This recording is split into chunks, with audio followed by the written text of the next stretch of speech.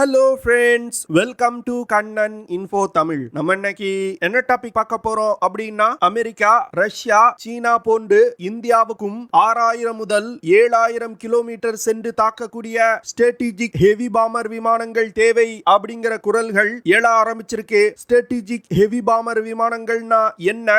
இந்த விமானம் இந்தியாவுக்கு எதற்காக தேவைப்படுது? இந்த விமானங்களை பயன்படுத்தி என்ன மாதிரியான ஆபரேஷன்களை கேரி அவுட் செய்ய முடியும்? இந்தியா எந்த ஸ்ட்ராட்டஜிக் ஹெவி பாமர் விமானங்களை வாங்குவதற்கு வாய்ப்பு இருக்கு? அந்த விமானத்தோட செயல்திறன் மற்றும் சிறப்பு அம்சங்கள் என்ன அப்படிங்கிறது குறித்து நம்ம டீடைலா இந்த வீடியோல பார்க்கலாம். நம்ம சேனல்ல டிஃபென்ஸ் மற்றும் ஜியோபாலிட்டிக்ஸ் சம்பந்தமா தினம் ஒரு வீடியோ பப்ளிஷ் பண்ணிட்டு இருக்கோம். உங்களுக்கு நம்ம சேனல்ல பப்ளிஷ் ஆகக்கூடிய வீடியோஸ் பிடிச்சிருந்துச்சுன்னா சேனலை சப்ஸ்கிரைப் பண்ணி சப்போர்ட் பண்ணுங்க. நீங்க பண்ற ஒவ்வொரு சப்ஸ்கிரிப்ஷனும் எனக்கு அடுத்தடுத்த வீடியோஸ் போடுறதுக்கு ஒரு மோட்டிவேஷனா இருக்கும். சமீபத்துல அமெரிக்க விமானப்படை மற்றும் இந்திய விமானப்படை எக்ஸசைஸ் ஸ்கோப் அப்படிங்கிற ஒரு கூட்டு ராணுவ பயிற்சியை மேற்கொண்டு வர்றாங்க.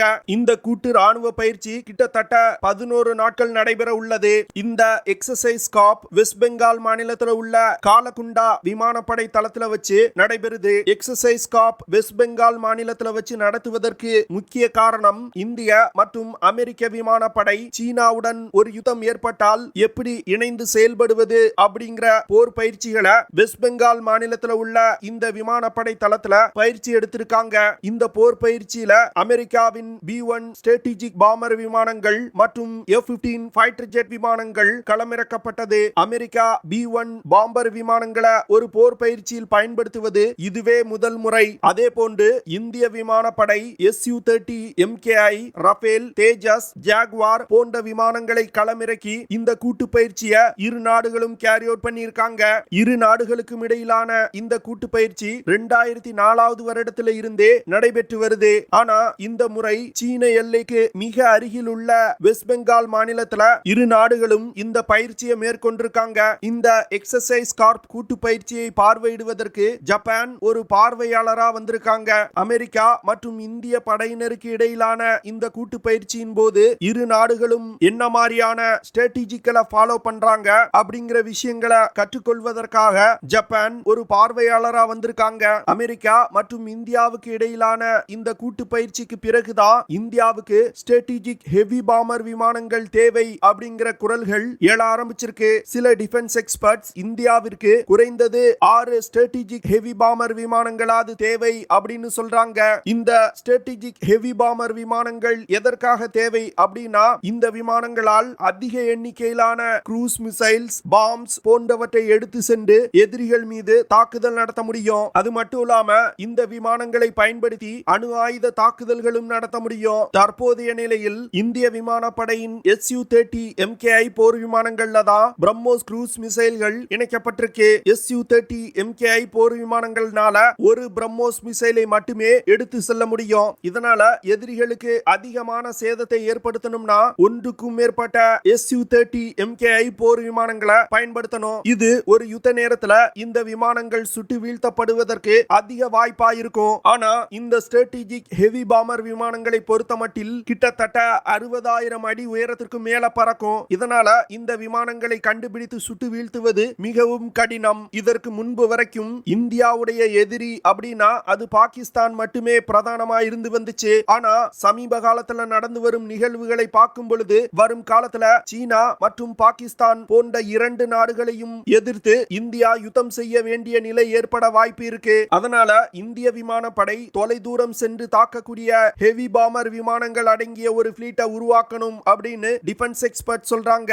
அப்பொழுதுதான் ஒரு யுத்த நேரத்துல இந்த விமானங்களை பயன்படுத்தி சீன எல்லைக்குள் நீண்ட தூரம் ஊடுருவி சென்று தாக்குதல் நடத்த முடியும். சீனாவிடம் ஏற்கனவே H-6 ஸ்ட்ராட்டஜிக் ஹெவி பாமர் விமானங்கள் இருக்கு. இந்த விமானம் அமெரிக்காவின் B-1 விமானத்தை பார்த்து காப்பி அடிக்கப்பட்ட விமானம் தான். ஆனா இந்த விமானத்தோட செயல்திறன் எப்படி இருக்கும் அப்படின்னு சொல்ல முடியாது. இருந்தாலும் சீனாவிடமும் ஒரு ஸ்ட்ராட்டஜிக் ஹெவி பாமர் விமானங்கள் அடங்கிய ஒரு படையணி இருக்கு. ஒரு யுத்த நேரத்துல இந்த H-6 ஸ்ட்ராட்டஜிக் ஹெவி பாமர் விமானங்களை பயன்படுத்தி இந்திய எல்லைக்குள் நீண்ட தூரம் ஊடுருவி சென்று தாக்குதல் நடத்த சீனா முயலுவாங்க. அப்பொழுது சீனாவுக்கு இந்தியா பதிலடி கொடுக்கணும்னா இந்த ஸ்ட்ராட்டஜிக் பாமர் விமானங்கள் மிகவும் அவசியம். சில வருடங்களுக்கு முன்பு இந்திய கடற்படை ரஷ்யாவிடமிருந்து டியூபோலோ TU-22M அப்படிங்கிற மேரிடைம் ஸ்ட்ரைக் பாமர் விமானங்களை வாங்குவதற்கு முயற்சி செஞ்சாங்க. இந்த பாமர் விமானங்களை பயன்படுத்தி தொலைதூரம் பறந்து சென்று எதிரிகளின் போர்க்கப்பல்கள் மீது தாக்குதல் நடத்த முடியும். ஆனா இந்த டியூபோலோ TU-22M விமானத்தை வாங்கி அதை நவீனப்படுத்துவதற்கு அதிகமாக செலவு பண்ண வேண்டியது இருந்துச்சு. இதனால இந்தியா அந்த திட்டத்தை கைவிட்டுட்டாங்க. இதனை தொடர்ந்து நீண்ட தூரம் பறந்து சென்று எதிரிகளின் கப்பல்களை தாக்குவதற்கு ரஷ்யா தன்னுடைய Su-34 ஃபைட்டர் பாமர் விமானங்களை இந்தியாவுக்கு ஆஃபர் செஞ்சாங்க. ஆனா அந்த விமானத்தோட விலை மிக அதிகமா இருந்ததனால Su-34 ஃபைட்டர் பாமர் விமானங்களையும் இந்தியா வாங்கல. ஆனா தற்போதைய நிலையில் நமது எதிரி நாடான சீனாவிடம் ஸ்ட்ராட்டஜிக் ஹெவி பாமர் விமானங்கள் இருக்கு. இது இந்திய விமானப்படைக்கு ஒரு குறைபாடா பார்க்கப்படுது. இந்த குறைபாடை சரி செய்யணும் அப்படின்னு நிறைய டிஃபென்ஸ் எக்ஸ்பர்ட் சொல்றாங்க. அமெரிக்க விமானப்படை தன்னுடைய B-1 ஸ்ட்ராட்டஜிக் பாமர் விமானங்களை எக்ஸசைஸ் காப் கூட்டு பயிற்சியில பயன்படுத்தி இருப்பது மிகவும் ஒரு முக்கியமான விஷயமா பார்க்கப்படுது. ஏன்னா அமெரிக்க விமானப்படை தன்னுடைய பாமர் விமானங்களை இது போன்ற கூட்டு பயிற்சியில் பயன்படுத்தியதே கிடையாது. இதற்கு முன்பு 2022 வருடம் நடைபெற்ற ஏரோ இந்தியா நிகழ்ச்சியின் போதும் அமெரிக்கா இந்த B-1 பாம்பர் விமானங்களை காட்சிப்படுத்தி இருந்தாங்க. இதனை தொடர்ந்து நிறைய டிஃபென்ஸ் எக்ஸ்பர்ட்ஸ் என்ன சொல்றாங்கன்னா அமெரிக்கா மறைமுகமா இந்தியாவுக்கு இந்த B-1 பாம்பர் விமானங்களை ஆஃபர் செய்றாங்க அப்படின்னு சொல்றாங்க. அமெரிக்க விமானப்படை இந்த B-1 பாம்பர் விமானங்களை தங்களுடைய குளோபல் ஸ்ட்ரைக் கமாண்ட்ல பயன்படுத்தி வர்றாங்க. அமெரிக்க விமானப்படையில B-22 அப்படிங்கிற ஸ்டெல்த் பாமர் விமானங்கள் இணைக்கப்பட்டு வருது. இந்த விமானங்களும் இந்தியா, ஆஸ்திரேலியா, ஜப்பான் போன்ற நாடுகளுக்கு அமெரிக்கா ஆஃபர் செய்வதற்கு முன் வந்திருக்காங்க. அதாவது சீனாவால் எந்த நாடுகளுக்கெல்லாம் அச்சுறுத்தல் இருக்குதோ அந்த நாடுகளுக்கு தன்னுடைய B-21 ஸ்டெல்த் பாமர் விமானங்களை ஆஃபர் செய்றாங்க. சில வருடங்களுக்கு முன்பு அமெரிக்க விமானப்படை 17க்கும் மேற்பட்ட B-1 பாமர் விமானங்களை தன்னுடைய படையில் இருந்து ரிட்டையர்ட் செஞ்சாங்க. இந்த விமானங்களை அமெரிக்கா மிகவும் பழசாயிட்டு அப்படின்னு படையில் இருந்து நீக்கல. தன்னுடைய பாமர் விமானங்களின் எண்ணிக்கையை குறைக்கணும் அப்படிங்கிறதுக்காக தான் அமெரிக்கா இந்த விமானங்களை படையில் இருந்து நீக்கியிருக்காங்க. இந்த B-1 பாமர் விமானங்களை தான் இந்தியாவுக்கு அமெரிக்கா மறைமுகமா ஆஃபர் செய்றாங்க அப்படின்னு டிஃபென்ஸ் எக்ஸ்பர்ட் சொல்றாங்க. இந்தியா இந்த விமானங்களை அமெரிக்காவிடம் இருந்து வாங்கினா ஒரு விமானத்திற்கு $30 மில்லியன் செலவு செஞ்சு அந்த விமானங்களை மாடர்னைஸ் செய்ய முடியும். அப்போ கிட்டத்தட்ட $1 பில்லியன் செலவு செஞ்சா B-1 பாமர் விமானங்களை மாடர்னைஸ் செய்து இந்திய விமானப்படையில் இணைக்க முடியும் அப்படின்னு டிஃபென்ஸ் எக்ஸ்பர்ட் சொல்றாங்க. இந்த B-1 விமானம் ஒரு சூப்பர்சானிக் ஸ்ட்ராட்டஜிக் ஹெவி பாமர் விமானம். இந்த விமானத்தை நார்த் அமெரிக்கன் ராக்வெல் இன்டர்நேஷனல் அப்படிங்கிற நிறுவனம் தயாரிச்சிருக்காங்க.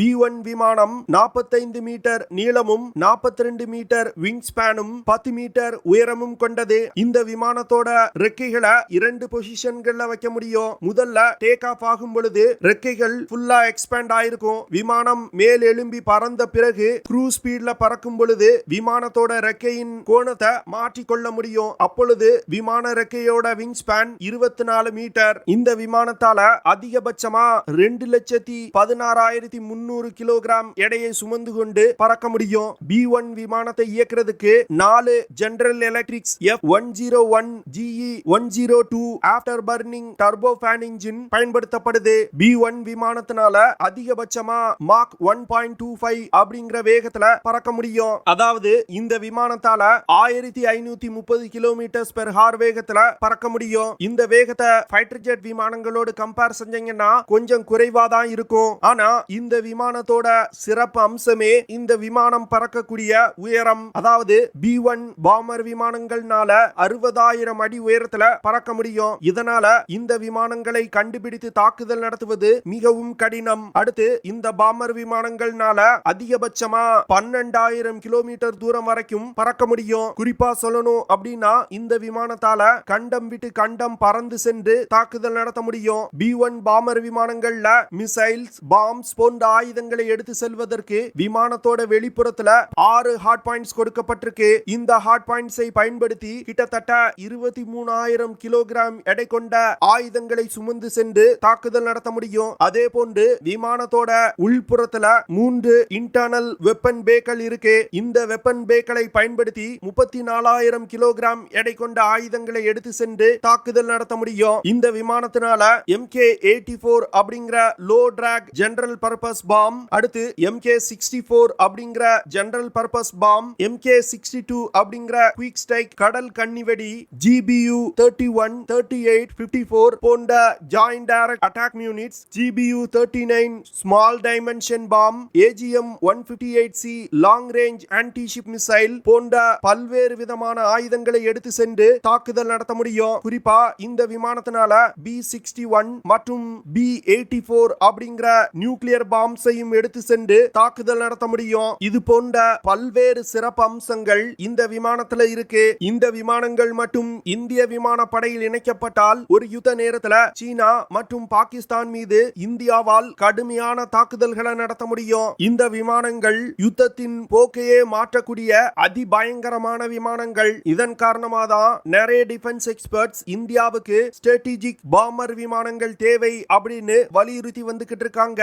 என்னோட கருத்து, இந்திய விமானப்படைக்கு ஸ்ட்ராட்டஜிக் பாம்பர் விமானங்கள் மிகவும் அவசியம் அப்படிங்கிறது. உங்களோட கருத்து என்ன அப்படிங்கறத கமெண்ட் பண்ணுங்க.